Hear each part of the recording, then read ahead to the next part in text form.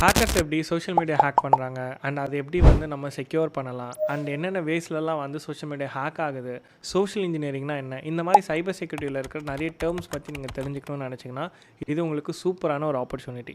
ஏன்னா social engineering பற்றி ஒரு செப்பரேட் சிலபஸ் பற்றி ஒரு என்டையர் கோர்ஸ் வந்து நான் பில்ட் பண்ணியிருக்கேன். இது கம்ப்ளீட் தமிழில் தான் இருக்குது. இதை பார்க்குற எல்லாருக்குமே வந்து சர்டிஃபிகேட்டும் வந்து ஃப்ரீயாக ஆஃபர் பண்ணுறோம். இந்த சர்டிஃபிகேட் வந்து நீங்கள் டேரெக்டாக லிங்க்டின்ல கூட ஆட் பண்ணிக்கலாம். ஏன்னா க்ரெடென்ஷியல்ஸ் ஐடியோட வருது உங்களுக்கு. அண்ட் நீங்கள் சைபர் செக்யூரிட்டி படிக்கிற ஒரு ஸ்டூடெண்ட்டாக இருந்தீங்கன்னா கண்டிப்பாக வந்து இது உங்களுக்கு யூஸ்ஃபுல்லாக இருக்கும். இந்த கோர்ஸ்லேயே வந்து உங்களுக்கு ஒரு டூலை பற்றி entire A to Z concept வந்து சொல்லி தருவோம்.